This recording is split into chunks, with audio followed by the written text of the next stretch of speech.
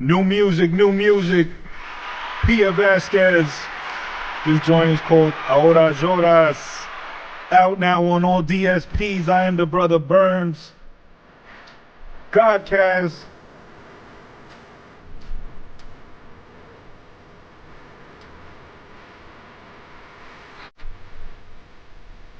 Volume up, energy up.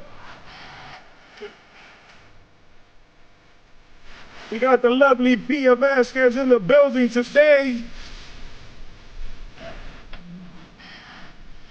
I got rid of my co-host finally.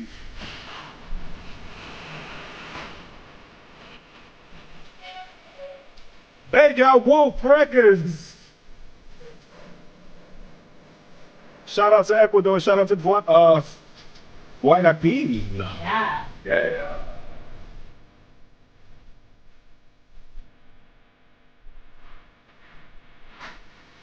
I know I spelled that wrong. New music, new music.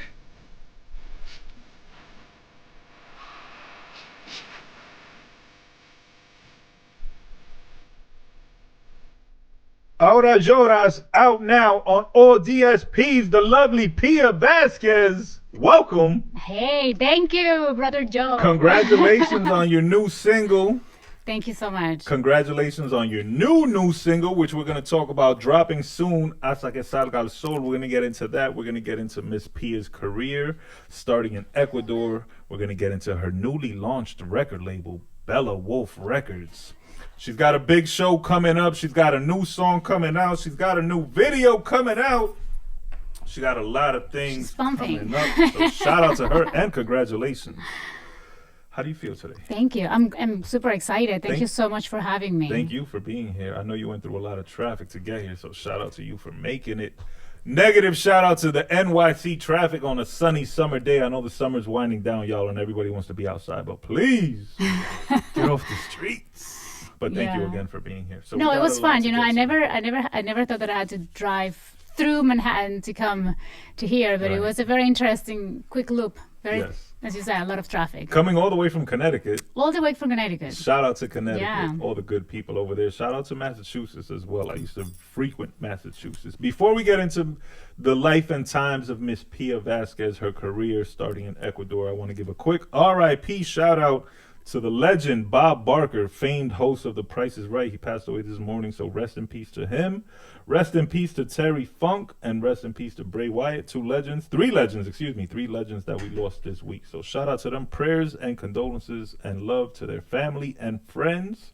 And keep your head up, guys. You know, death is final, but it's not the end. Memories live forever and love lives forever. So always think about that. Now, Miss Pia Vasquez, international recording pop superstar, songwriter extraordinaire, performer extraordinaire, artist extraordinaire. Let's start all the way back. You grew up in Ecuador, in Guayaquil. Guayaquil, yeah. Shout out to everybody from Guayaquil. We've had a couple other guests, Really? That's exciting. So I love that. Shout out to the homie Reddy. Shout out to Carol J. Shout out to everybody in Ecuador. Talk to me about growing up in Ecuador. So growing up in Ecuador was such a beautiful country. It's my passion. Every time I can go back, I grew up there, stayed there for like 23 years. I was actually working on a TV as a TV host and reporter, and then on a radio show. So you will see that words are not a problem. Okay, good. We're gonna chat for a long time. What was your first passion, the TV or the radio? My passion was always the music. So I was always finding an outlet because we didn't have the right tools, I guess, to start the music, and I didn't understand where to start, how to start it, how much it cost, and the production. I didn't know producers, nothing. So one thing took me to the other. So the first thing was modeling. I was doing a ton of commercials. I was doing a lot of things for TV. And then from there, I got the opportunity to work on, do you remember this show on E! Entertainment. Was Wild On. What was the name of the show? That these girls were going around and interview people partying. On E? On E, The network that E? was a long time ago. I remember that network. It was a lot of fun. It was very similar to what I was doing. So they want young girls having fun, going to clubs and interview people, and then going to find new venues and events, what was happening. So I was really having fun with that. But still in Ecuador. That was in Ecuador, yeah. Okay. All of this was in Ecuador. So I was like from one like modeling to that opportunity. And then I met someone from in one of these events that was working on the radio. He's like, you should come and do a radio show with me. And I'm like, let's do it. Right. So then I went and do it, and I can talk with no experience. Nothing. Just I mean, my experience was like the TV at that point, but it was very natural. I guess my experience was very natural, personality. Right. So I just started talking, and from that, I had another show also on the radio. And it was called Radio Play, and it was a lot of fun. And I was interviewing a ton of famous people who was, Latin superstars who were coming to Ecuador to perform or having a concert. So I was like right there interviewing them, and I was like, this is what I want to do. I don't want to interview them. I want to be on the other side, and I wanted to be the singer, and I wanted to. So I was just trying to figure out how to make that happen. I was invited to do a very nice TV show. But I was like, if I stay here and do that, I'm never going to leave. Right. So I was like, I don't think you're ever ready to leave. And I was like, I just didn't feel like I wanted to stay anymore. So if I want to do things my way, that's when I decided to go to Miami. Okay, because when you relocated. Yes, because I knew that the music, the Latin music, headquarters, the mecca of the music is Miami. Right. And that was because at that time I was traveling a lot to New York City because I was volunteering for this foundation Gear Up, who were helping the 9/11 people and everything. So they have all of these equipments that they were providing to Ecuadorians, firefighters in poor towns who didn't have those. So I was just coming to New York and work with them and help them. And through that experience, I went to the city and I met Tiesto's manager. Okay. And he was Colombian. And I'm like, so what do I need to do? Tell me, guide me. And he's like, all I can tell you is you're not going to do anything in New York. You had to go to Miami. Because New York at that time is still very American, very, anglosajón, and that's what I did. I listened to him. He's like, I said, come to Miami. And I was like 3 days later packing my bags, and I was in Miami going through a crazy journey. Right, and we're talking around the year 2006. So right around the year 2006, that's when the Latin explosion was right underway. Reggaeton was becoming very popular.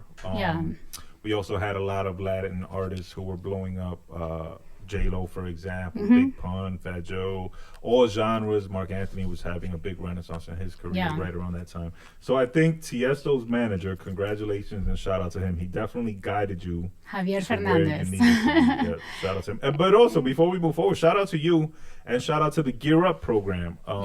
Definitely, something that countries who are a little less fortunate deserve and need, because, they're going to go through their fires and they're going to go through their and it was this well. Foundation, I do give them a big shout out, because they were not just providing equipment, they were training them. Look at that. So basically in the U.S. you have those firefighters. Every year I guess they get a new, or I don't know how that works, but everything was every year or every so many years you get a new equipment. Right. So they didn't need the old ones. Right. So those old ones are the ones, because when you go see how these people are helping put the fire out, they're like wearing shorts, nothing. They're wearing whatever nothing. They got. So it was very. That's why I was very excited to be part of it. That's beautiful, and congratulations to you. And shout out to the Gear Up program. Shout out to all the firefighters worldwide. Yes. They don't get as much love as they deserve, often overlooked. So shout out to y'all. Shout out to all the firefighters worldwide. So then you moved to Miami. 2006. Solita.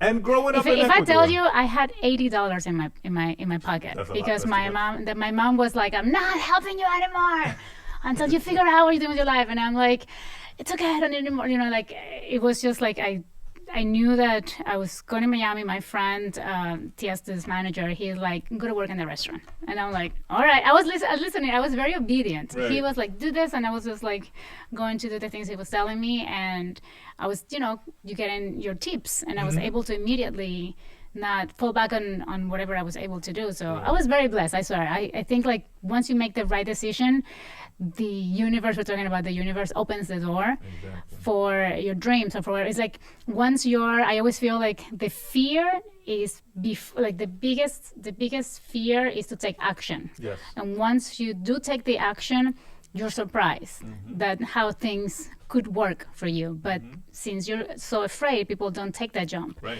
So there's a say that the best time to make that decision is when you're the most scared. Right. Just do it. And I've done that many times. Yeah. And it works. Fear is one of the most alive feelings, that you can feel. And paralyze people. So so that's what happens, I think, to too many people, right? They never overcome the fear, and they never. Or the future, because like they don't know. Saying, when I'm ready. Yeah. When I'm ready. When you're gonna be ready? Never. Just do it, and you'll be ready. Like, yeah. And then you get ready. Like you just like do it, and then you find a way to get ready. Exactly. It's true. So when did you actually start making music in Miami? So when I moved there, so just to connect all of these beautiful experiences, I went to the restaurant. And then immediately after, I needed to find an apartment. Right. And so I was talking to the people who work in the restaurant. I'm like, you guys, I need a roommate because I don't have like a lot of savings to get an apartment for myself. So that's normal to get roommates. And they're like, I don't know, let's go. They start talking. One of the bartenders knew someone. And I'm like, perfect. So I talked to this guy. I became his roommate. He was super nice, super flexible. He allowed me to just not giving him deposit or anything that it was impossible for me to do in such a small amount of time. And then my roommate, he's like, so what are you doing here? I'm like, I'm trying to do music. He's like, oh, I'm going to introduce you with my friend who is a producer from Emilio Estefan. Wow. I'm like, what? So he had his friend come over to the apartment, and we started playing the music, and we started writing, and the next is history. I did 2 songs in 6 months. That was my Now, I my don't want to deadline. breeze over what you just said, and I want everybody to understand and make sure we heard you correctly. Your roommate connected you with his friend who is a producer. Who was at that or time. Who was a Yeah. producer for Emilio Estefan. Stefan, yeah. So I was recording my demos in Emilio Estefan Studios. Right. Yeah.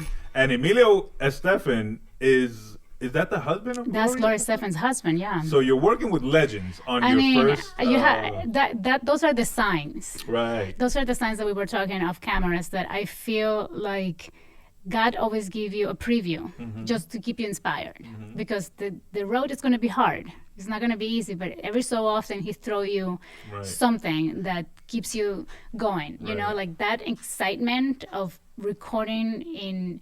I think the name of the studio is Crescent Moon in and Miami. how beautiful was it? I mean, it was.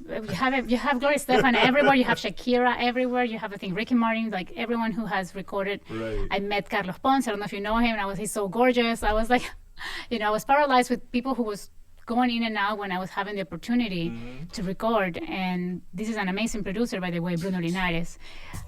So when I was doing the whole thing, I just. The inspiration of knowing where I was recording this. It could have been the same Shakira's microphone. I don't know. Just the moment allowed me to go back and work harder, to come back and continue to pay, and then go back and write, and then come back. Like just those 6 months were very important for me because it was the toughest. Yeah. Where I had to do things I've never done before. Like you come from your house, you're a girl, your mom and dad take care of you nicely, and then they take care of whatever needs that you have, at least as Latin community. And then you go here, you're by yourself, taking the bus, working as a waitress, doing things that working very late, walking to my house, long strips, empty strips that I had to call friends to make sure that they know that I was alive. And so things that I've never, it was very interesting experience that I'm happy to tell you because I have never get to share those moments. Those are real moments that, they go probably to the book, but you don't get really to talk. And so having that opportunity to, be recording with that type of producer and that type of, that he wanted to work with me because I was new. He could have just told me, I need someone more experienced. And I was like, never done anything. Like, this is brand new to me. So he was very nice. He was very patient. And that was the inspiration I needed to get through my first journey. Right. Yeah. And that's we spoke of the universe sending you signs, right? Yeah. The universe is often also going to test you to see Oh my gosh, do constantly. you really want this. Yeah. So, it's not going to be easy. No. You might have to walk a couple miles. You might have to, work a couple extra shifts. Yeah. Whatever the case may be, but that's the universe just making sure that you're doing what you want to do.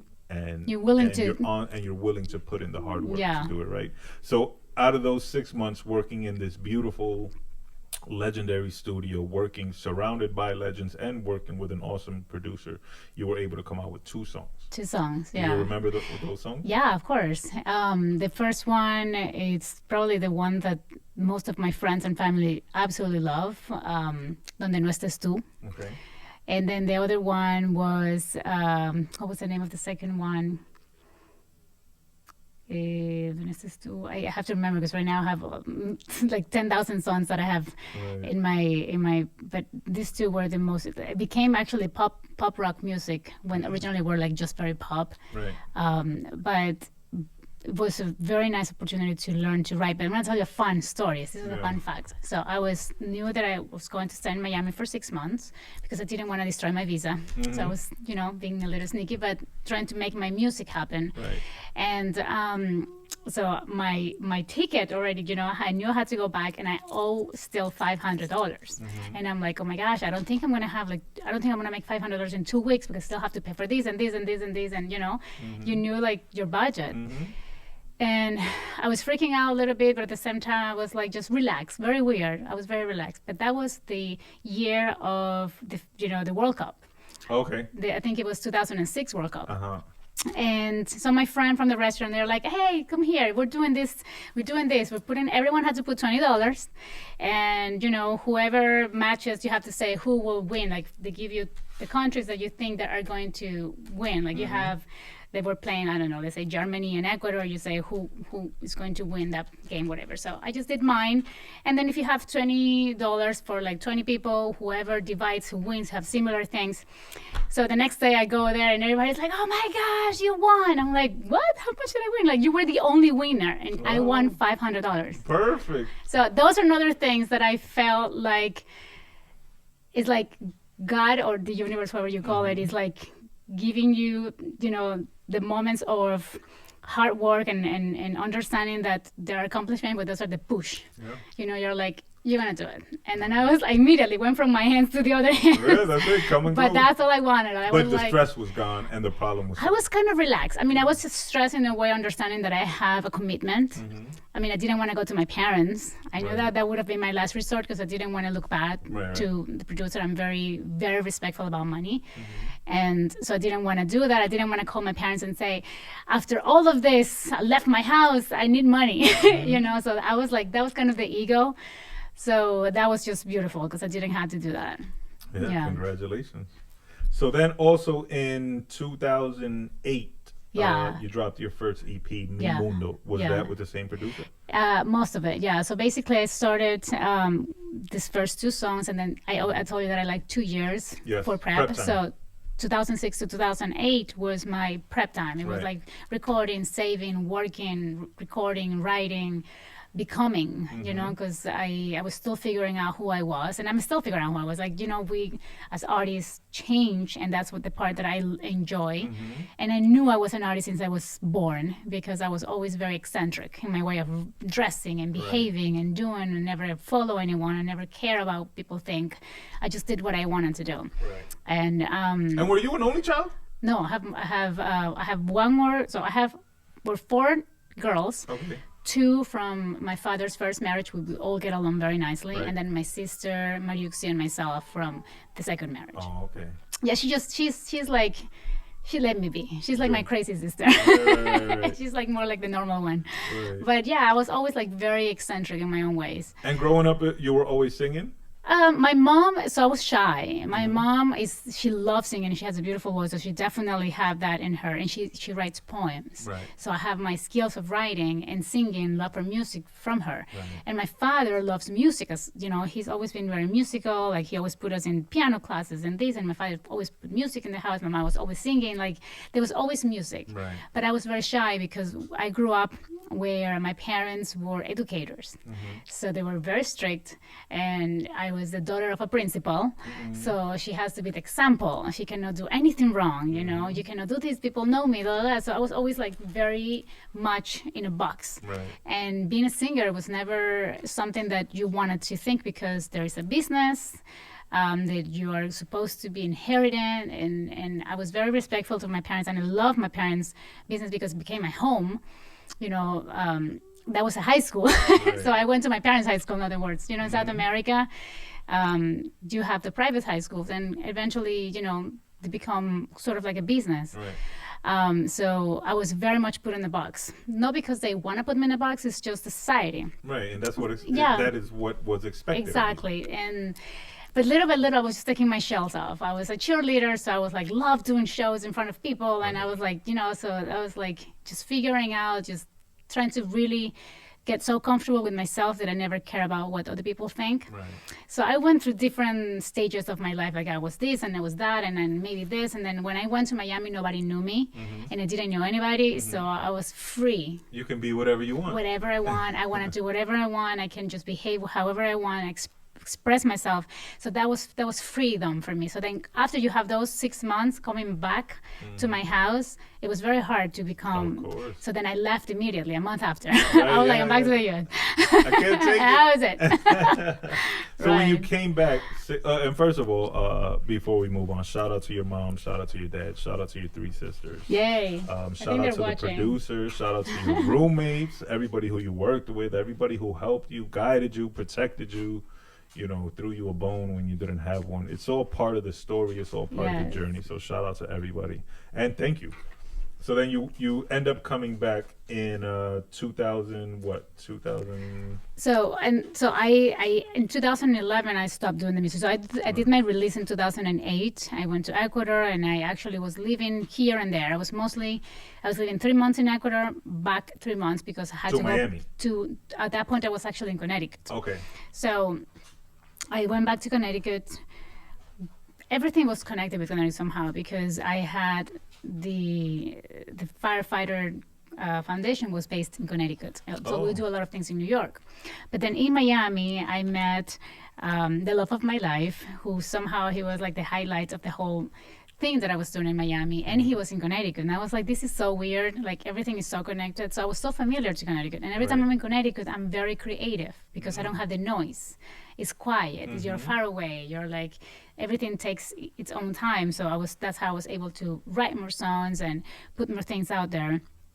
And so from this EP, I have one song from Marco Godoy, which is Grammy nominated now. I'm very excited. We saw each other at the Grammys. Grammy nominated producer. And we did one of the songs that are in the EP. Then the other song was with Chris Anger, Seraphine, which I am doing these 2 new songs that I'm releasing now. Okay. So we end up coming back together 12 years later. Right. We did it was like a reggae pop. It was in English. That was my first song in English. And then I had these other 3 songs from Bruno. Okay. Yeah. So I had a little bit of everything. And the EP was well received? Yeah, I mean, music was different then. Right. You know, it's like now you have more opportunities to be directly to people. Yeah. You know, social media at that time was not really. I think you had High Five. Yeah, it was still in the making, very early stages. Very early. So you couldn't really have a community or yourself saying it's coming. It was like you had to have a PR. You had to do things in a specific way. You had to go and do your media tour and hopefully work with the radio. So it was more difficult. So I would say it was well received because I did get a lot of attention thanks to my team as well, like the PRs and everything like they do, like the newspaper to talk and the radios and the magazines and whatever. But now it's different because now you can make your own bulla, no? You can build your own way to what's to come, and then when it's out, has more momentum. Right. So at the beginning, at that time, it was very different. I'm very grateful right now that the social media has become what it has become. It kind of closed the gap, right? So now you can speak directly to your fans whenever. Yeah, you don't need a label like you did before, you know. Now you can distribute your own music. I couldn't distribute my music before, so it wasn't like when I was doing all these efforts 10 years, 12 years ago, I couldn't go and figure out how to put my music on these stores that you can buy them, right? That you had to go and buy your CD. That's how it was. I actually have a CD. And how do you get to the world? Now you just click a button, pay your fees, and then you're global. So, I mean, this is closing the gap, as you're saying, but also allowing us to be more independent and figure out how we want to do things. Because if you're doing things in that time with the label, which I was very...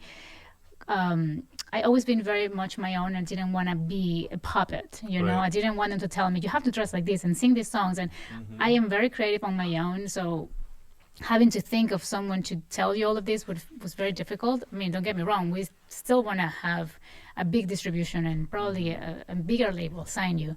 But you want to still hold your essence. Yeah. And I imagine that's especially worse for a female pop artist, right? Because I'm more familiar with the hip hop industry, right? So let's say a rapper, the label might, but they're probably not gonna tell them, "Hey, dress like this, look like this, present yourself like this." With a female, they suggest, but not that's it. It seems like they would be more adamant about how they want you to look, how they want you to sound. And, you know, God forbid that doesn't match with what you want to do. That's a terrible... Yeah, well, that happened to Christina Aguilera, to Britney Spears, to all of the pop artists who started young. And your sign, and Jessica Simpson. You know, and like, they give you the sound. You have to just do what they say, you know, because that's what you have in the contract. And at that time, you just want to be a singer because you're young. You're 18, 19. You just, you don't understand what you really want. You just want to sing, right? So I would probably do the same thing. Right. But I was 23 already, and I went through my entire process in Miami and finding things that it was a little bit.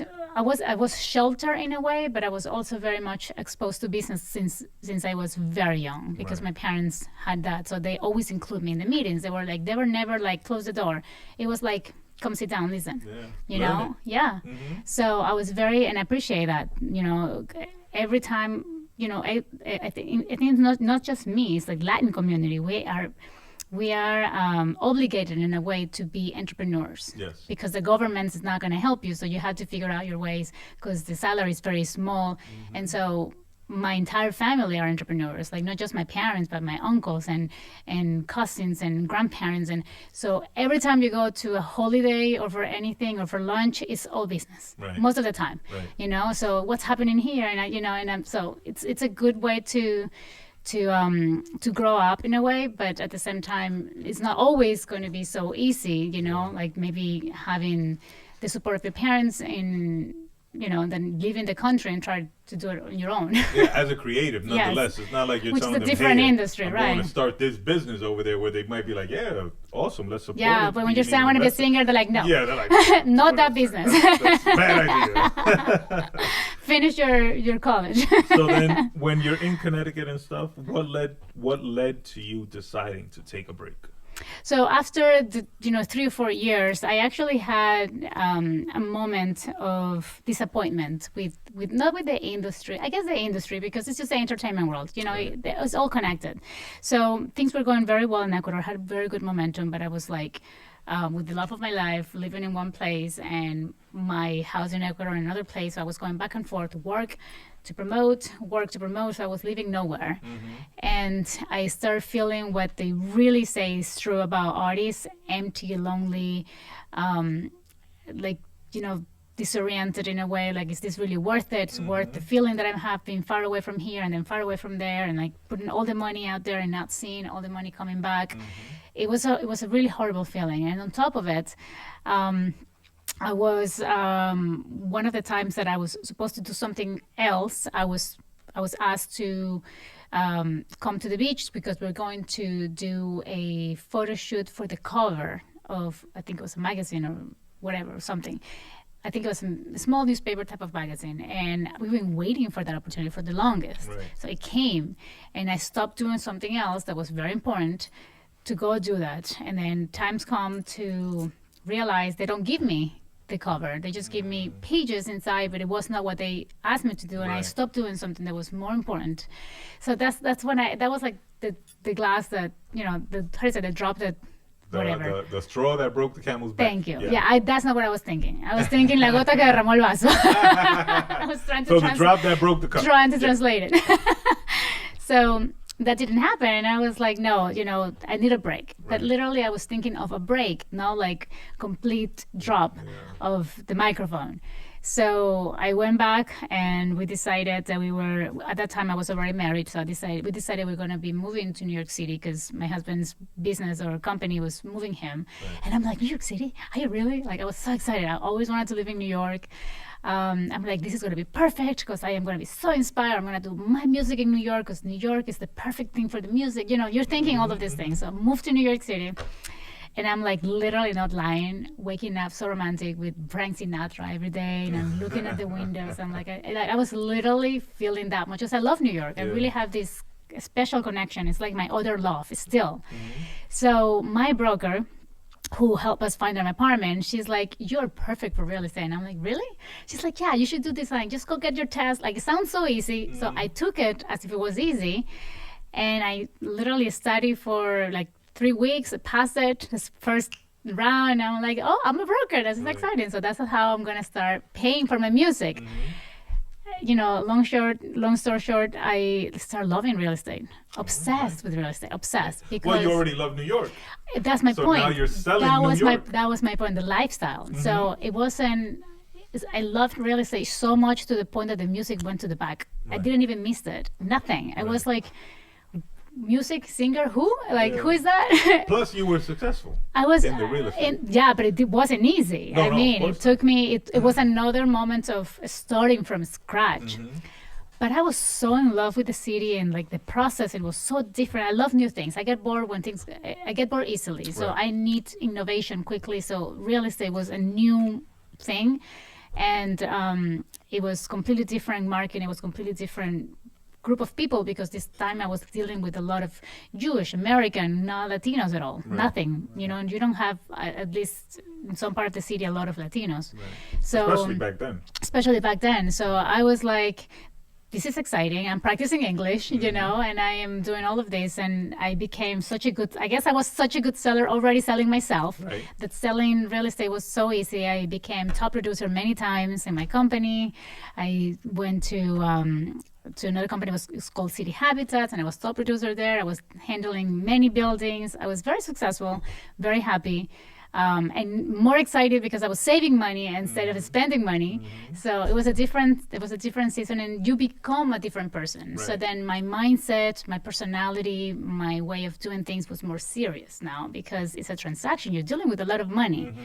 And you're dealing with some people's dreams and savings, because when you're selling and buying is a different thing, but also a lot of rentals and, you know, people moving to the city and explaining to them the process. And I was truly, truly enjoying the entire side. And so 10 years later, COVID happens. So I was already moving to Connecticut 10 years after that because the city was a little bit different. You know, you can tell the city has changed in the past, 6 years. It's not the same. And I wasn't convinced of selling what I was not believing. Right. You know, Right. I was not 100% loving some things, and I can't sell you the lifestyle when I am not believing it. So Right. that's exactly what I did. I just hold it for 2 more years, stop it completely, and then, you know, COVID happens, and then I did a little bit longer, and then that's it. And in the quietness where you can't do anything, I was just very happy. Literally, just when you're not trying is when things come, right?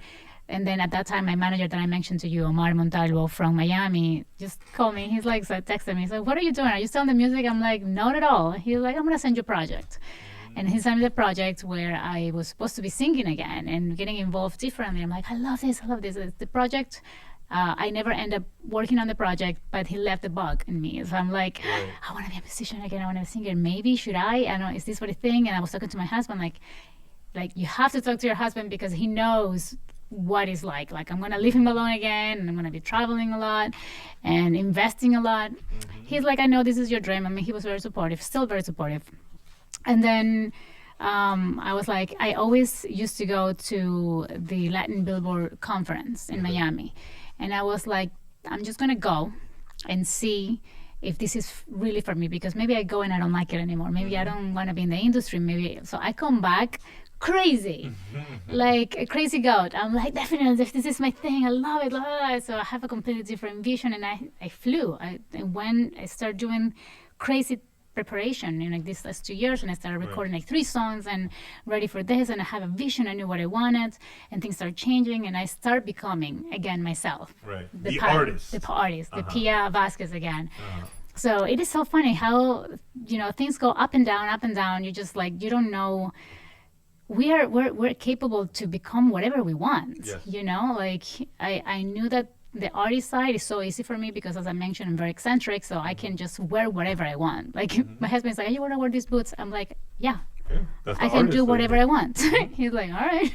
So, and that's what I love, because if I was in Ecuador, people would have been like, what is she doing? But in Miami and in New York, whatever you want to wear is the fashion. It's all normal. It's normal. Nobody stops to look at anything. And if they look at you, it's because they like it. Yeah. They're not going to be like, why are you wearing this? They're going to be like, okay, that's a cool style. All right, she's doing her thing. And that's what I enjoy. That's why New York City was something that I enjoyed the most, because I was able to be extremely dramatic fashion without anyone caring, And so that's it.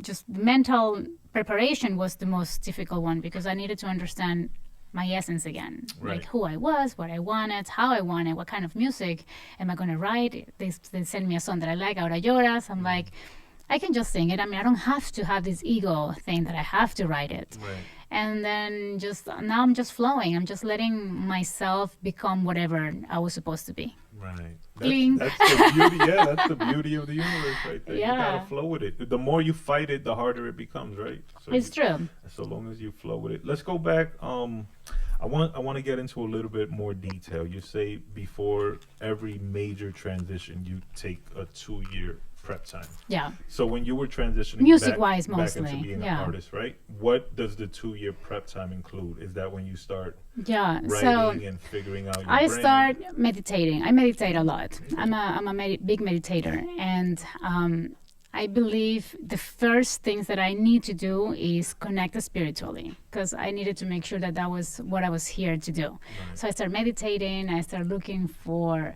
connections and sign in nature. I mean, it may sound very funny and weird, but that's what I'm looking for. Like when I see when I'm asking for signs in the universe about music, are cardinals, and I start seeing so many cardinals, and I was like, cardinals, the birds, the red birds, because they're supposed to have. If you Google like spiritual meaning of cardinals, they explain to you that the sound is all about the I don't understand the chakras very much, but what they say is has to do with the throat chakra and the singers and this and that. I'm like, okay, that's very interesting, because I'm seeing cardinals connect to it. Connect to that type of sign. I mean, they also say that it has to do with people who has passed, but that was not what I was asking. Right. So what I was asking is just like, am I supposed to be doing the music or not? So it is more internal. It is nothing outside, nothing writing, nothing creative. It's just me and myself. Right. So the universe. And the universe, yeah. It's internal, right? Like we're connected. So it was not, what I'm trying to say is like I wasn't making phone calls at that time. It was just talking to myself, and meditating a lot, and then just seeing the signs. And then I'm like, okay, so if I'm seeing the signs and I feel right, it feels right. Like every time I'm a runner, so I was like, maybe I need to go back in shape. I'm always in shape because I love exercising, but I was like, I understand mentally that we don't attract what we want, we attract what we are. So that's my preparation. It's becoming the artist so I can attract the people who are connected to the same vibration. I know I get a little too much into this, but that's just sense. But it works for me, and it's real. Honestly, it's real. So when I'm talking about preparation, is the becoming of the artist. So the meditation is understanding really something that I really want. And then if it feels right, so let's say I'm running, because I go for my runs in the morning, I'm running and then I see the bird flying, or a song that makes sense. So one of the signs that I was asking when I was meditating, my friend Pamela, my best friend from Ecuador, she, out of the blue, randomly, she's not this type of people who will come and share things in a story just because on Instagram, and she tagged me on a story, and I'm just looking at the tag, and she's like, look what I found, and it was the cover of my old song, my old CD, my, you know, the album, the EP. And I was like, I mean, if this is not a sign, I don't know what to tell you. So I was just like, I just like breathe, and I'm like, send it to my friend Omar, who you know, sent me the project. I'm like, okay, this is a sign. And then 2 days later, my mom sent me an interview from my time 10 years ago, Pia Vasquez, on the newspaper. He's like, oh, look, your uncle found this. They didn't know that I was in the search, right? So I'm like, this is a sign. I mean, how can you not tell me? So then after all of this and the birds and all of that, I decided it was perfect timing because the billboards were to come. And I'm like, I'm gonna go, and that's the best thing I can do, because I need to understand if I connect with the people there. Now I am coming from a world of business and professionals, when my networking is very different, because I actually was part of the International Real Estate Federation. So I was going around the world doing like real estate things, a different type of business, talking different things. And now I'm going to go to the art. So if these people are not giving me mentally, my intellect, what I need, what I'm used to, it's not going to happen. And I go there, and you find everything, of course, because there's a little bit of everything, but you also have those people that you connect and you're like, oh my gosh, this is so interesting. I love talking to this person. I can work with that person.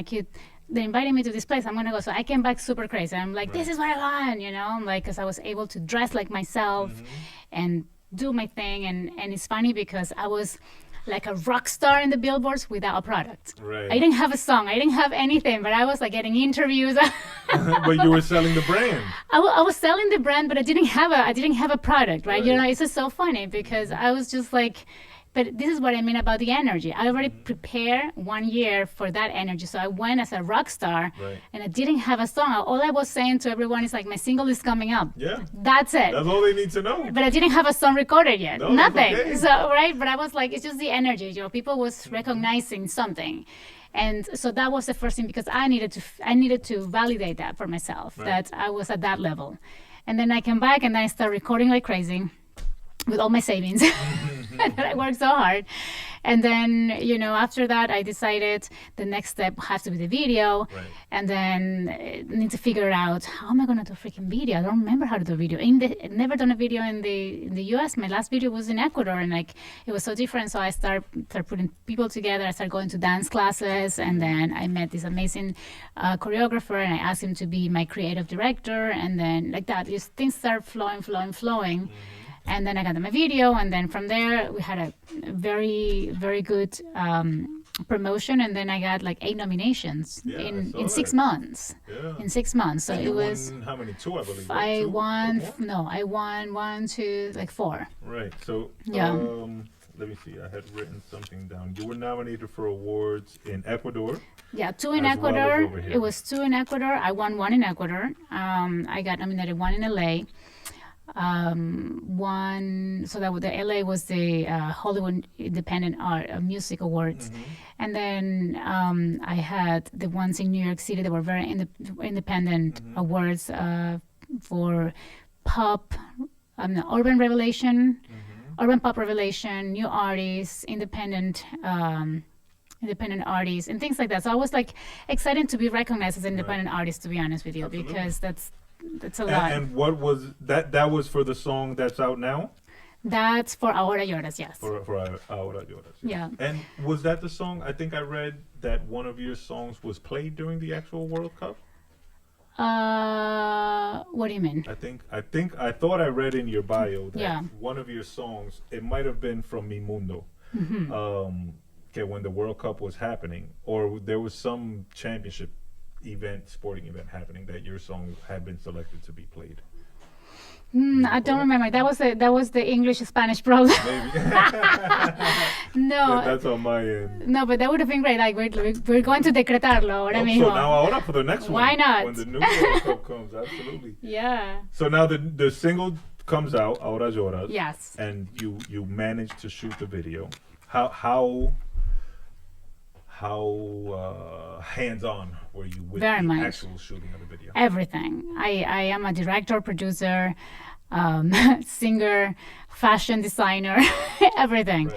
Because I basically choose not only my outfits, Mm-hmm. but I make sure that in this case I was working with dancers. I was literally making sure that they bring their clothing and we can match what they have with what my vision for the video was.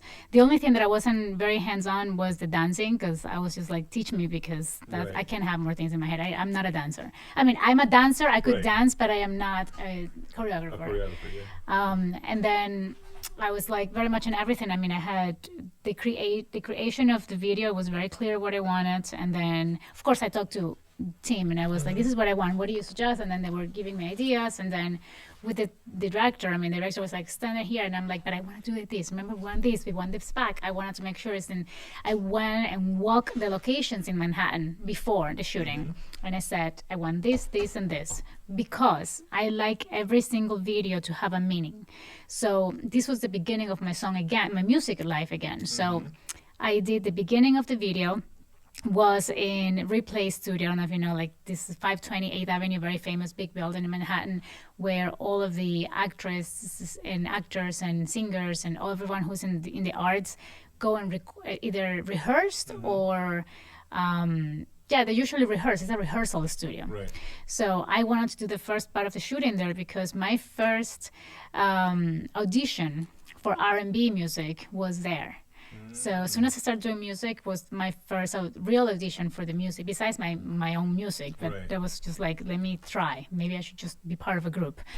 And I did a lot of rehearsals there. I did a lot of auditions in that place. So I was like, I wanted to do something there. It really says a lot of New York and my life, what happened in New York. And then the second place was it's called Gracie Muse. It's part of the NYU University, which is on like very close to Washington Square Park. People don't know about this little place, but it's literally part of the faculty of NYU, and it's like a very, very small place that is so quiet. No cars can go in. It's like very private. It looks like Europe. So I'm like, I'm gonna shoot here. Should I get permission? Like I was like, let's just do it. And if somebody kick us out, we'll talk. Nobody kick us out. So we did the video, one part of the video there. And the reason why I wanted to do it is because the first place where I live in Connecticut, where I was writing my music, was called Gracie Muse. Oh wow. So I wanted to connect that. Right. And then the third place was Washington Square Park, which represents art, represents everything. And I have a big connection with NYU because of my husband, my cousins. Like NYU and the park has a lot to do. And then I did a lot of deals in real estate downtown. My first sale was in downtown in West Village. So I was like, I wanted to connect everything. It's all connected. Yeah, I wanted to connect everything. And then the colors, I'm going to tell you that the colors of the outfit, I study the colors. Like in 22, I was trying to understand what are the trend colors for 2023. And the pink Barbie, I was already in line with that. That's why the whole thing, every single color that I used, the blue, the red, because I had blue shoes and green, everything was very much studied. I needed to understand the colors for trending. So I'm ahead.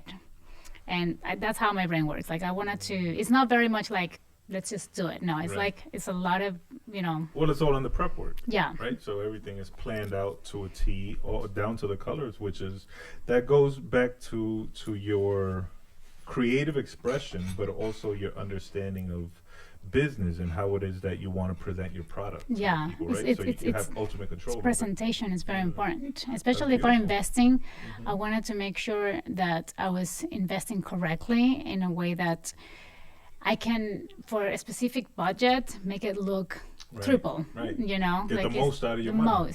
Like if it was very expensive, even if probably the investment for me was good, it's a lot of money, but and it's your money. It's my money. It's not label money. No, it is not. It's very independent. So it was not like Shakira's video was like $200,000. This is like a small amount compared to that, but it's still a lot of money for me. So I have to make sure that it looks closer, as close as possible to that. So at least. So it's a lot of work. And then I sat down 10 hours 3 times, so 30 hours with the editor. Yeah, I was like, we were doing things sitting down, and then we were like doing through Zoom, and then I wanted to understand every single shoot. I wanted to understand every single piece of options that we have. Like they're like, I'll send you a run through, and then I'm like, no, I can't do that. They're like, give me anxiety. I need to understand. But I was also explaining to them, like, this is the beginning, I want this next, and then we walk in here, and then this connects to the studio with the same outfit, and then we cross here, and then we walk back here, and at the end we want a shampoo of ecstasies, of images. Like, I'm very specific, like very clear how I want things to also go through the video. So I'm very passionate about that. It's exhausting though. And yeah, well, it's exhausting to get everything how you see it and how you want it, right? It'd be easy if you're like, just send me the rough edit and I'll touch it up, and then you do it, Yeah, it's like, very tricky. It's a lot easier, but then you end up with a product that maybe you don't like, it's not up to your standards, and then you're like disappointed, and then you don't want to push it, so it's a whole snowball effect. And that happened to me when I just started in the music. I mean, my producer that I told you, Stefan, Bruno Linares, is wonderful, he's really amazing, but I didn't know how to approach at that time my voice, my anything. I was young, I was new, I was everything. So even though I was working with him or other producers, and I have ideas, especially melodies, I couldn't explain them, so they sent me what they were able to understand. And what they thought might fit you. Yeah, and I had to go back to the studio every time and spend more money. So what I did instead, in that need, is to learn play the piano, the chords. I needed to learn to play the chords. So in my first 3 lessons, I learned to play the chords, and I was writing songs 5 days after, immediately. Because you're writing to the chords. And then I brought that music to the producer, and I'm like, this is what I want.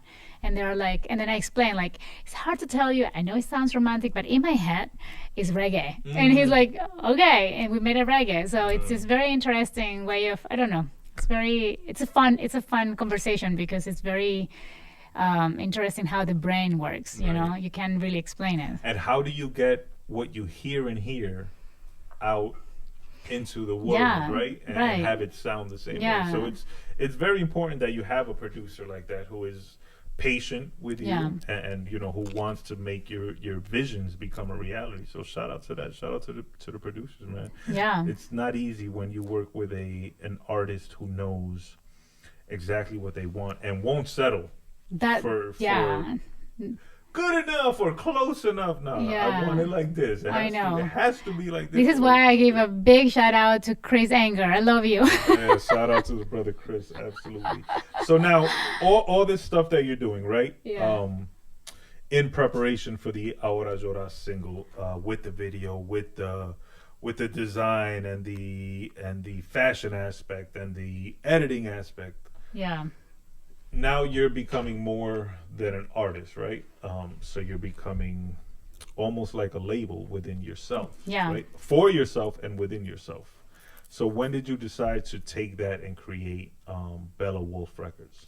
So that was this year, 2023, because I noticed 2023 was, so I released Ahorra Looras in January of 2023.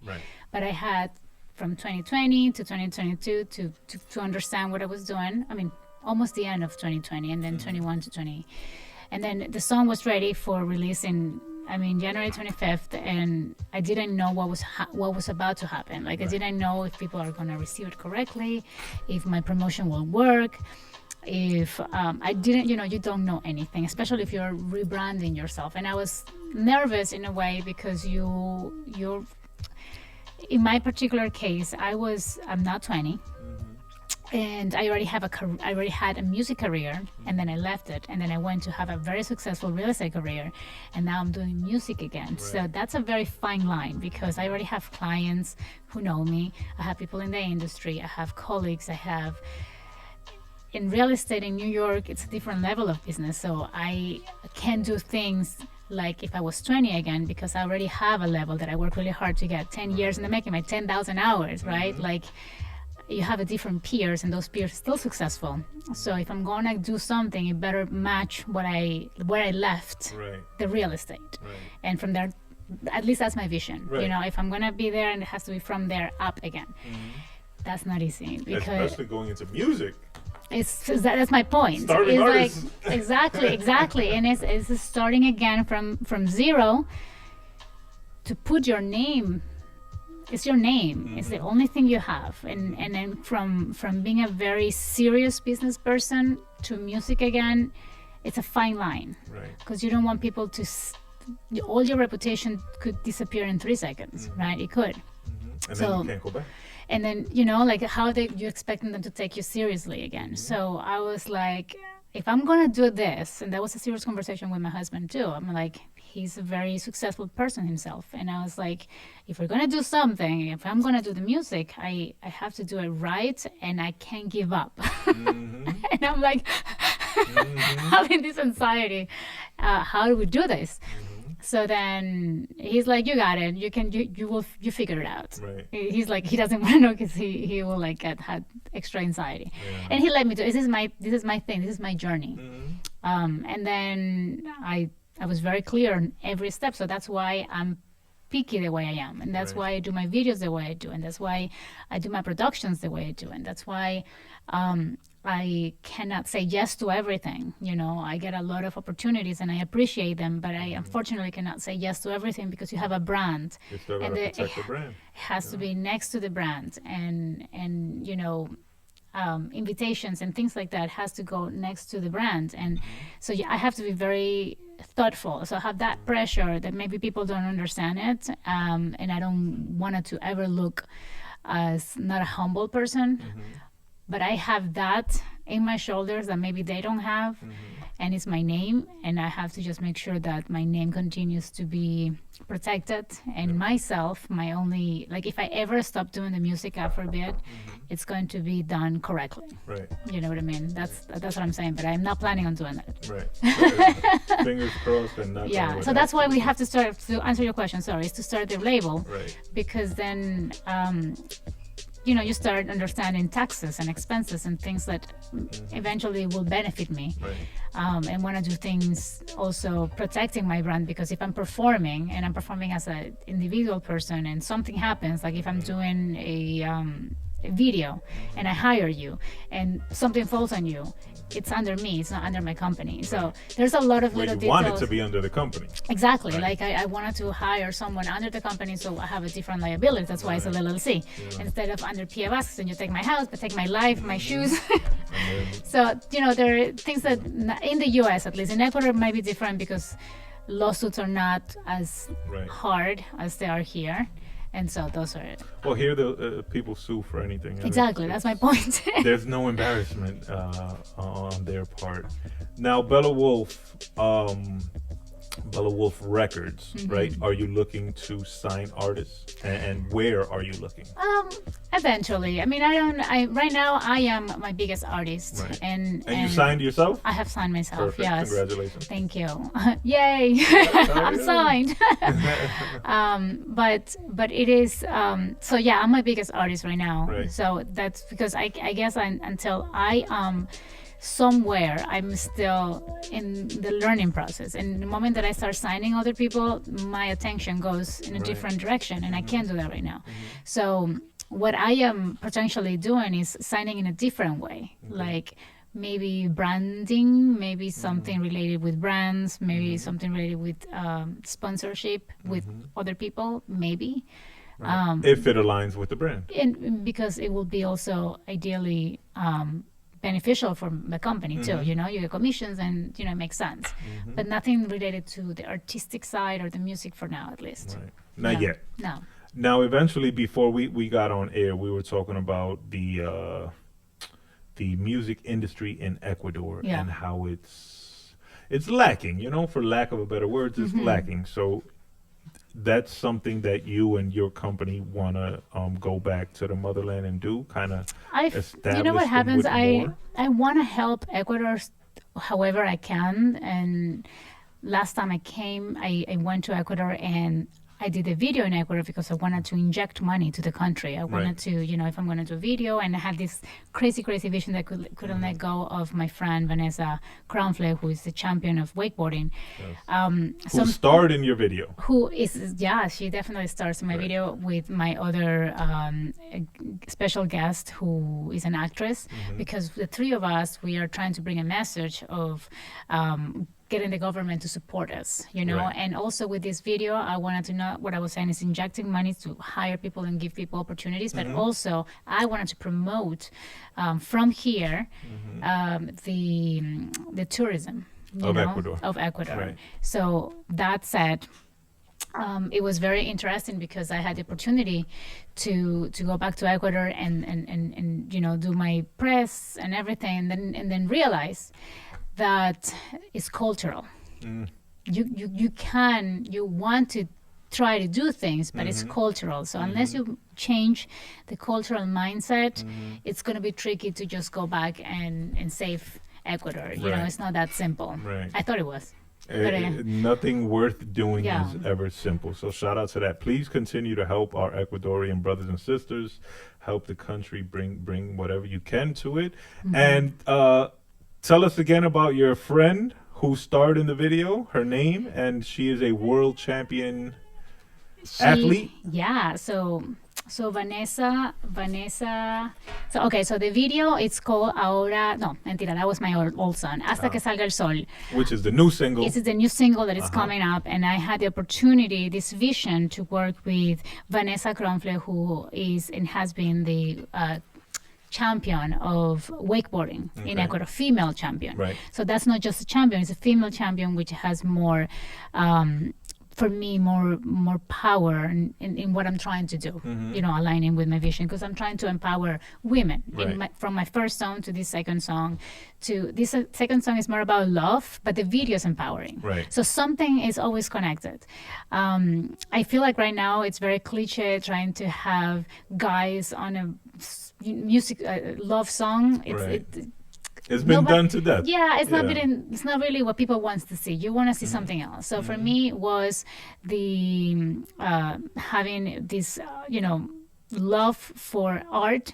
Have the actress, I have the singer, and I have the athlete.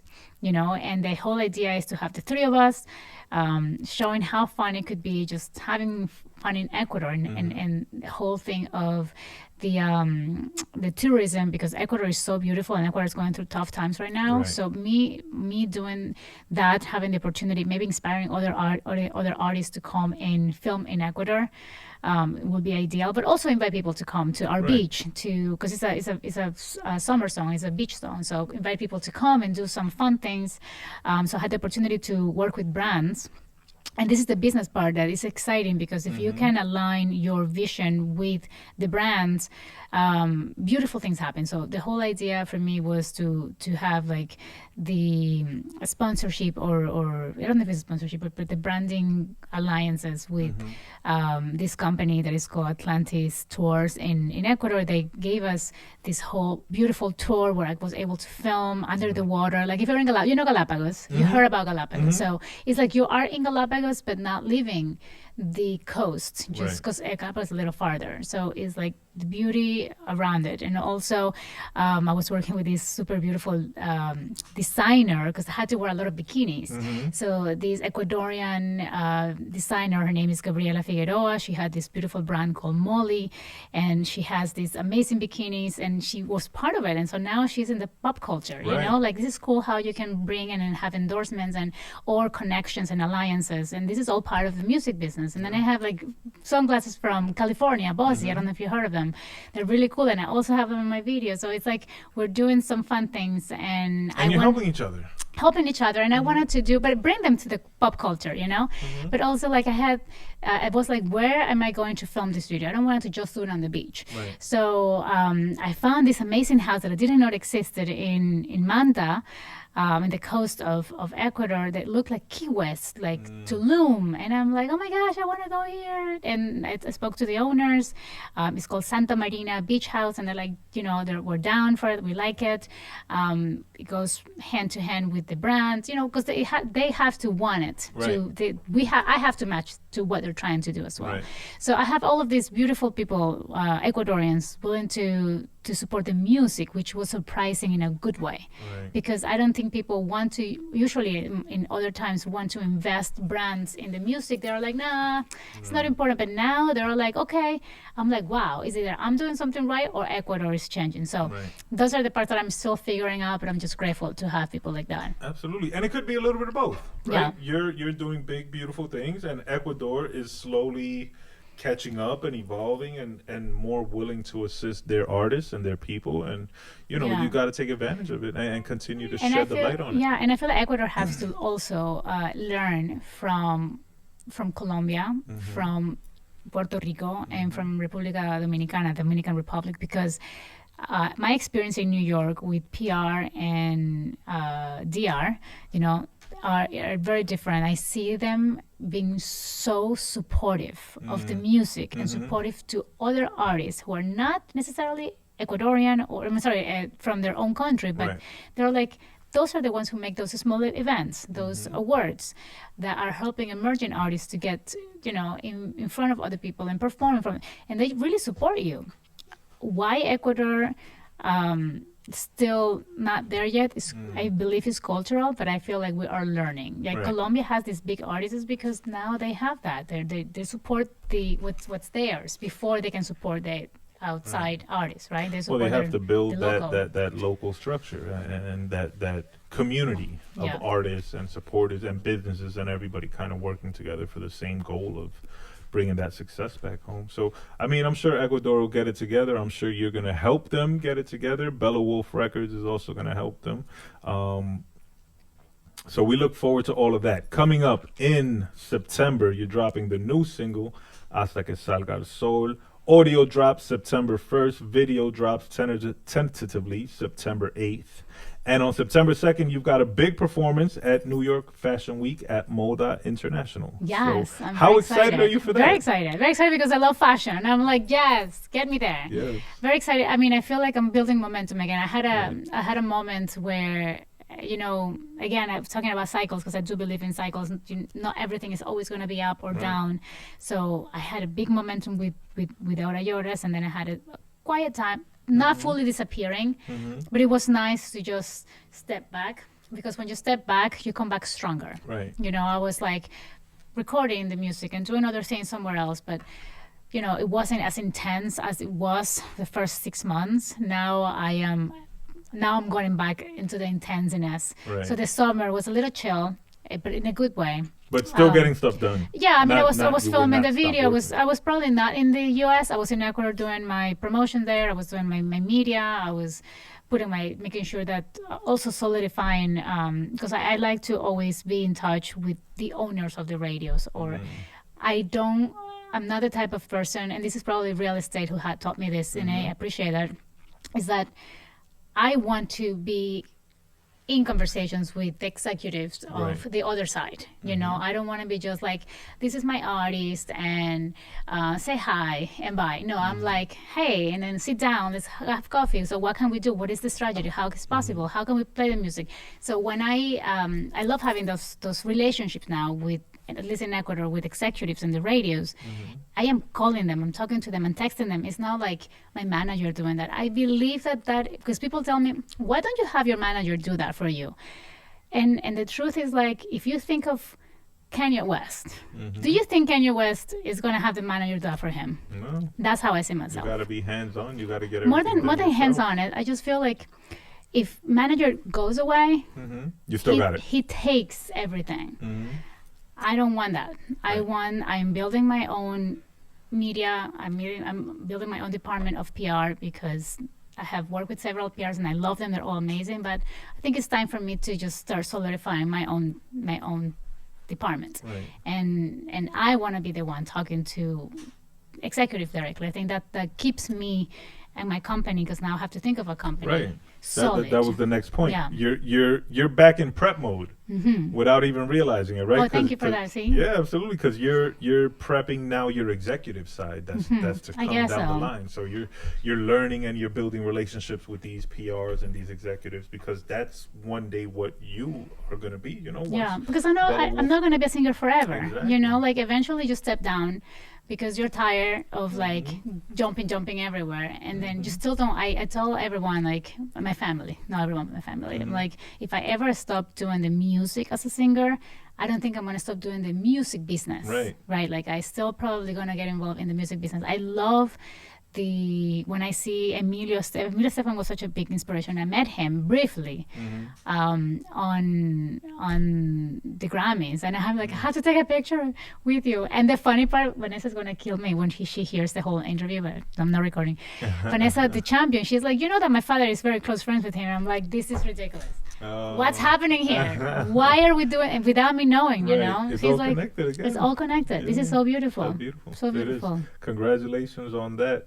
So when you perform September 2nd at the New York Fashion Week at Moda International, will you be performing both of your new singles? Yes, absolutely. Absolutely. I'm gonna be and the performing. song will just have been released. So the song drops September 1st. You're going to perform it September 2nd. The video drops September 8th. And then what's next for Miss Pia Vasquez? So promotion, and recording, because the video's done, editing and everything. I have almost like everything is done. Everything is done. I just have to put like the new, because we just finished the font. You know, like it's a whole process. It's not just this. I had to do the photo shoot. The photo shoot is ready, and then you have to create the art. cover art, and then the font. And I personally like to use the same font that I use on my cover art on my videos. Okay. So I was waiting for that to be ready. So now it's ready. Now the editors have to. I'm gonna push him because now I'm like against the clock. Right. Yeah. So that was the last thing that was really missing. Okay. And so it's very much done. All right, good. So we look forward to that. Yeah. September 8th, Hasta que Salga el Sol video. September 1st, audio on all DSPs, and that's on Bella Wolf Records? That's on, what do you mean? On the song, right? Oh, yeah. I mean, it's You're everything yourself. that I'm doing. Yeah. I mean, what happens is like those are the little things, to be very honest, that I'm still tightening, you know, trying to understand, well, now that I have signed myself, what goes where with under Bella Wolf, you know, like does everything, like those are little things that I'm still educating myself. So I will say yes. I probably have to, I don't know if I have to change it, but yeah, I would say yes. Yes. Yeah, And figuring it that. should be, yes. Yeah. It should be. So congratulations on that, Bella Wolf Records. Congratulations on the success of your single, Ahorra Looras. Congratulations on the release of the new single, Hasta que Salga el Sol, September 1st. Is there anything that you are interested in doing that you have not yet done? In terms of music? In terms of life, right? Because you did the modeling. Yeah, you my did book. The TV, the I radio. mean, I think so a book. I have a book that I've been writing for like 10 years or more, probably 15 years. I'm very spiritual, and I didn't even get to talk about this, but I have another business that before the music came, was in between the music, related to vision boards. Oh, nice. So I believe truly, because I wanted to share this, especially with women. Right. Everything that I have achieved in my life since I remember, over 20 years that I've been doing vision boards, has been through my vision boards. Right. So 80% of what I put on my vision boards becomes. Right. And I have preparing myself and educating myself, and it makes sense why. If I had the time, I'm happy to share a little bit. But it's all about scientifically. I mean, law of attraction, yes, all of it, whatever. But I'm talking about scientifically because there are people who don't believe in that, and I like to explain why it works. And this has to do with the reticular activating system. So it's called RAS. So the reticular activated system is a filter that the brain has, which is such a smart way of filtering information, because we receive millions of information constantly, and the brain cannot do that. So the brain will focus on what he understands is important to you. So that's why when you say I cannot do this or I can do that, the brain is like, okay, you know. So when you put the vision board, and I have, like, literally in my vision board, I have put red carpets, I have put the Grammys, billboards, best hit videos, top songs, like things like that, words and also images. watches, cars, like things like that, but also family things, spiritual things, and business things. And I have to tell you, like literally, the brain sees it and start looking. So it's basically like the brain analyzes the information on the vision board, and it says, okay, this is important for Joe, right? So he's going to be like, okay, so he wants a new iPhone, just to give an example. So he starts finding ways of like, so you start seeing more of the same iPhone that you did never notice before. That's why we have seen, I'm sure you have this experience before, when you notice a car or a dog breed or a new brand, you never heard it before, and now you see it everywhere. You're like, why? Because now you're paying attention. Now your brain, so you send when you saw it, you send a signal. You're like something about it, and the brain is like, okay, so more, you like this. more, yeah, so more. let's find it. It's exactly the way. So when I'm figuring out my way around the music, I just put what I want to achieve, and not even trying. The brain is helping you find those ways to achieve it, because the brain understands where to look, how to find. So maybe little things that you'd never pay attention before is what you needed to read at the moment that gives you more information to go do that. Or like even so simple, like I met you in the Urban Latin event briefly, and this is what it was. I saw your interview, and I went to DJ June. I said, June, I want an interview. He's like, okay, I'll get you on. I'm like, great. So he introduced me. You were kind enough to give me that interview, and pay attention, and then stay in the back of your head, because it's from the moment it's over. Right. And then I was so happy that you guys came back with an appointment. I love it. This is so exciting. And then everything that I start, paying attention had to do, believe it or not, with your brand. I'm like, oh, every so often my brain pay attention to you and what you were doing, that every so often, not on purpose, I'm finding similar names or on Instagram. So that's how the brain recognizes what's important. So I always get advice, like, just make sure that we pay attention to the good things, what we're trying to achieve, not to the bad things, because right now it's a lot of drama in the world. Oh yeah. So it's almost like the negative gets more attention, right? So now your brain is looking for more of that, because somehow it's just interesting to you, because it's gossip, it's like, what's next? It's a conspiracy. It's not. It's like, so now you want to know more, but then your brain gets so full of those things that it's not focusing on the productive side. So we have to be careful on that. So you said you have a company. You produce vision boards? So yeah, my business partner, Karen Salazar from Ecuador, and myself, we created this company. It's called Meliora Whisper. Okay. So I actually sat down and created and built it, the whole thing with stickers, and we do master classes. Oh, wow. So we teach people how to do the vision board, because you have to know how to do vision board. I mean, it's not, there is science, but it kind of is, because it's where your eyes are looking, and the words that you want to put, and the affirmations that you say. So I believe in these things because I have done it and it worked for me. Right. So there is a market. There is people who are willing and wanting to understand how to do the vision board.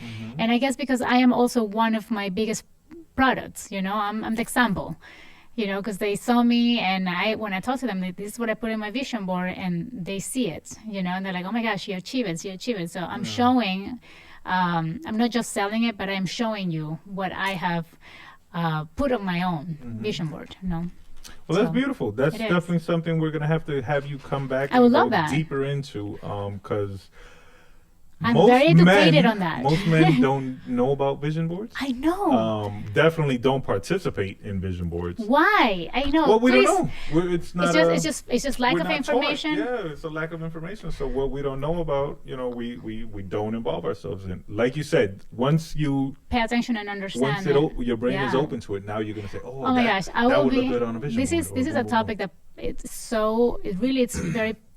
I'm passionate about it. Right. So if I had the opportunity to explain and teach, oh my gosh, please be my guest, 100%. So you can come back and do that, because that's something. Because it's very motivational, and even for musicians, I wanted to start doing it on my personal music Instagram, because I feel like I have a lot of artists following my account. And I want to share that with them because some of them are happy to understand what I'm doing right because they've been doing it for a long time and things are not moving. And then suddenly I'm coming like a crazy person and achieve things in a short period of time because I believe in that. I believe that there is actually is a system, and I read a lot. I like to inform myself a lot, and it is called the quantum leap. Okay. I don't know if you heard it. There was, I don't know if you know, but back in the day there was a TV show called The Quantum Leap. Quantum leap. So Okay. it has to do So with the quantum jumping leaps from- are big jumps in a small period of time. I will give you the name of the book. It's actually an amazing book. It's called U Square. Okay. U Square. And it's super short, very, very small book, but explains a lot. And it's very, and I applied what they were telling me. Like I'm Right. very obedient. When I believe in something, the book says to do this. And for example, the book was saying like the way to achieve things faster, you just have to change the way. So if something is not working, find a different way, right? Like they say, not working, like flip the ways. And one of the things that he said is like change. What was it? What was exactly the way that he said it? Like kind of like change the field. So flip the field. It was something like that. And I was like, in the music, I'm like, how am I going to change the field? And I start doing things when I went to the billboards more into the promotion and fame more than the actual product, music. Right. So I'm like, I want to try that. And I went on TV and I have interviews and I start moving the other side, not saying that I am not like I wanted to be like, you know, the best example I can give you is the Kardashian, for example. They went to the fame before, we still don't know what they do. Before the talent, yeah, we're Before still the trying to figure talent, that like out. now they're the business people, right? Right. Like now we know they're business people. Right. A bit of event at the beginning, But I that didn't know. came because of the fame. If they weren't famous, Right. nobody So would I was wanna like, do how business do you with flip the field in the music? And I was like, I mean, and I didn't, it wasn't like, I'm going to do that. It became natural. But again, that's the RES. That's a reticular activated system. I asked a question, my brain put attention into it, and things were coming to me with an answer. Right. So without trying, I had an interview here, without trying, I have a photo shoot here, without trying, I just had that energy around me that people wanted to talk to me. And I was like, maybe this is the way. So then I start pushing the PR and pushing, and I got so much attention that Right. in 6 months I was able to achieve what normally will take 1-2 years. So So you grew the brand before you grew the music, yes. right? And yes. then you had to deliver the yes. product. Yes, because after. people were like, okay, Yeah. all right, when is it? Uh-huh. Right. So then I had that pressure too, but I knew that by creating that, the curiosity was different. It wasn't on purpose. But And I you built understood. the pressure. I did for myself too, Right. for sure. But And- then and, it you was know- it was an amazing release, though. You know. Because some people work better under pressure, right? Yeah, I So- mean, it's for the pressure, and especially because you want to be professional. I mean, I want to be professional, right? I have always deadlines, even in realtor. You want to have you have to give the contract, and people are expecting this, and so I had that. Like, people are expecting the song, and the song has to be perfect. So when we were doing Hasta que Salga el Sol, I called my producer. I said, Chris, this song has to be better, or as better, like as the same level. It cannot be Right. less. Right. So I put that pressure on him too, because I want him to understand like whatever I need to do cannot be less. And now my next song has that pressure too, Yeah. because now Now it's got to be bigger and better. yeah, and so now every song, that's how Lady Gaga did it, and Yellow did it. But It's that's like how you hit maintain after the hit upward after hit trajectory. after hit, right? Yeah. So it's a strategy. That's a perfect plan. Yeah. And more artists should. You know, Because it's not, I mean, I see the artist side and I respect them. And sorry to cut you off, but I just want to say this. They just want to drop music. that yeah. I don't want to that's just the drop time music. we're in, right? Yeah. You have to continue to drop. So, Yeah, but so I don't. keep your But name I out. don't do it that way. Like this song, I milked it for 6 months because what happens is like if I just drop, I don't get to promote it differently. So Right. I am doing. You are part of my current promotion of my Right. new song, and so I'm doing that right now, hardcore, and this is New York, and then I have to go to LA, and LA, they haven't heard my song yet. Right. So they have to start from scratch. That's another month. And then I go to Ecuador, and they haven't heard the song. I have to start from scratch again. And then I go to Miami. So it's like 5 different markets who are listening to my music that I know the social media may be tired of it, but social media is this little comparing to every state. You know, so I'm not looking at the social media if they're tired or not tired. I hope they're not tired. But I try to entertain them differently.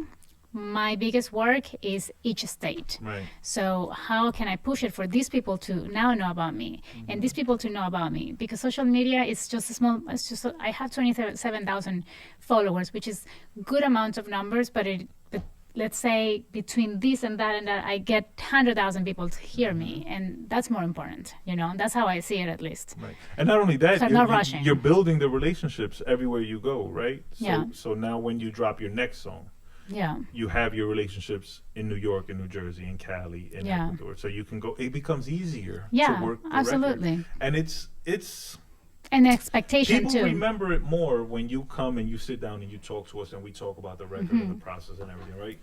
Now they become a fan of you more so than the song. Where if it's just social media, I like that song. Tomorrow And I that's like it. this song. Right, So I forgot right. about this song. 100%. So what you're doing without even noticing, right? You're taking Thank you a very for telling me this. a very old school music work ethic, right? It's called working the record.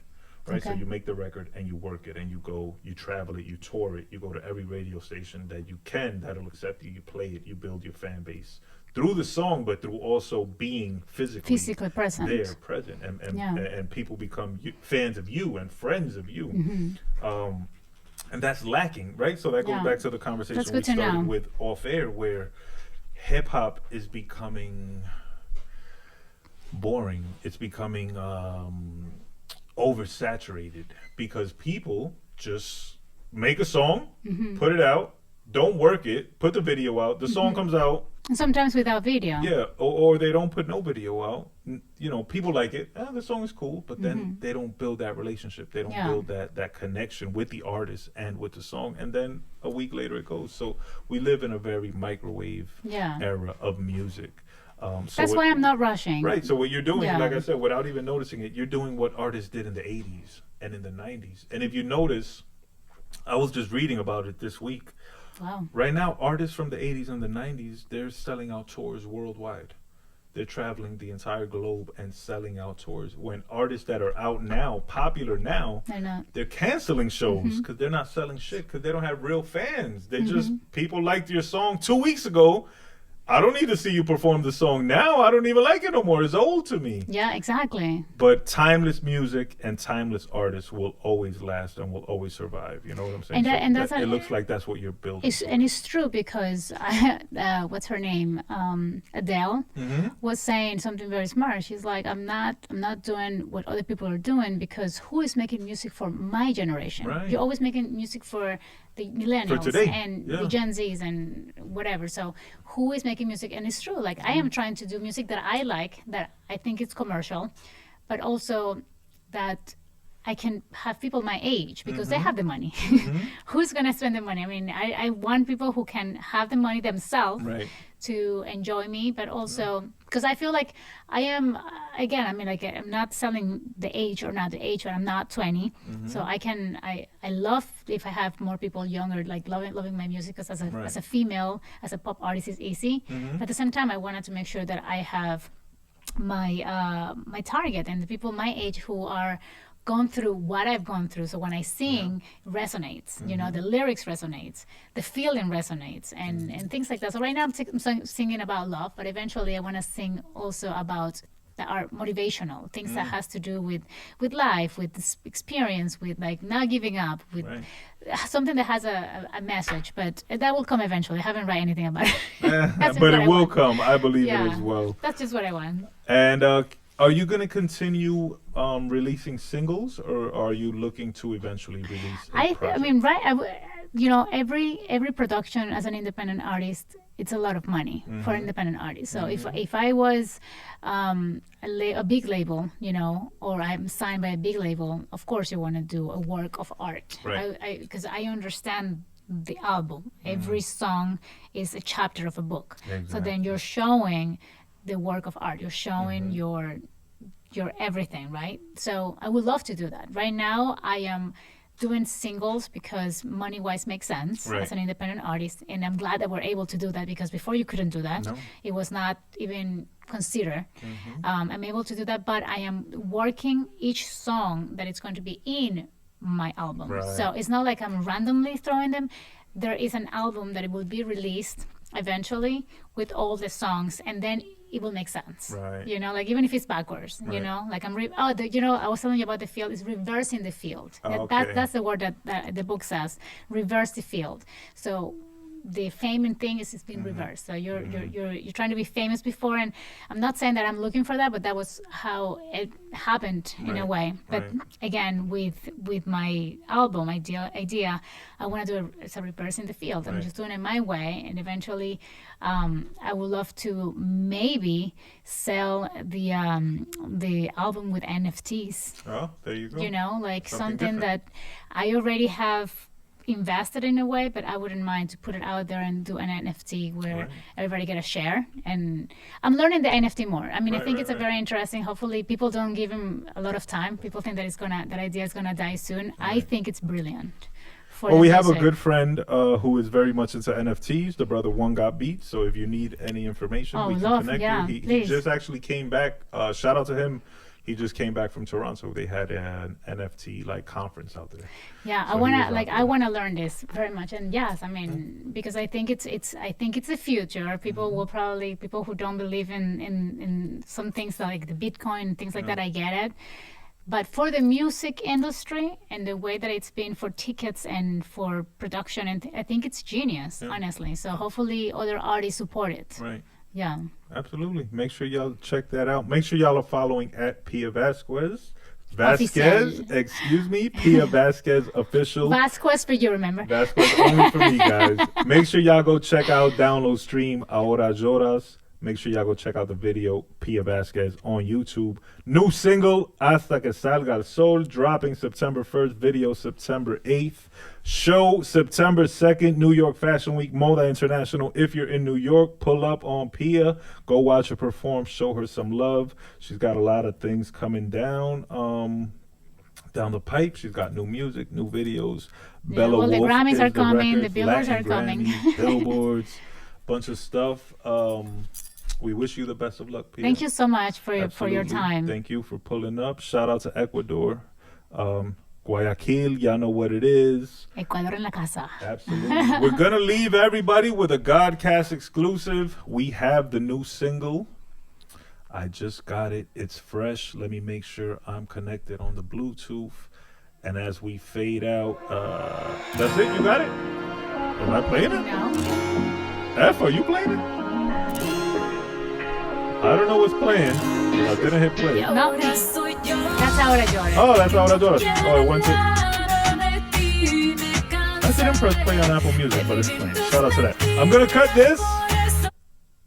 Ahorra Looras out now on all DSPs. We're going to the new, unreleased, Godcast exclusive, Hasta que Salga el Sol. New Pia Vasquez. As we leave you, episode 161 of the Great American Hip Hop Debate Podcast, I'm the Brother Burnz. Shout out to Pia Vasquez. Shout out to Ecuador. Shout out to Guayaquil.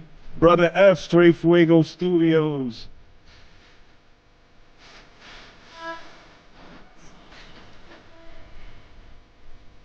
Give me a little more volume on that, Brother F.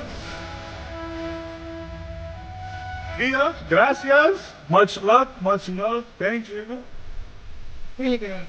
New music, energy up, volume up. See, you're genre bending. Yeah, I don't even know how to call it yet. I mean, to learn me. That's good. Then we need it. Pressure, huh? New single. I look forward to seeing the video. I want to see Ecuador. I want to see the friends. I want to see the land. I hear reggae. I hear like cumbia, right? And then oh. And you wrote this one? Oh, this is cool. This is the song that I wrote. I did some parts and then some parts the. Shout out to your co-writer. Shout out to your producer, your whole team. Emilio Estefan. Shout out to the legend that is Gloria Estefan. Podcast episode 161. Pia, thank you again, and the best of luck to you. And on that note, we out. I'm not playing the whole song for y'all. Y'all better go download it. Y'all better go stream it. Y'all better go buy it. Go check out the video. F hit me with a fade out. Shout out Ash in the building, and we out. Good stuff, girl. Good stuff.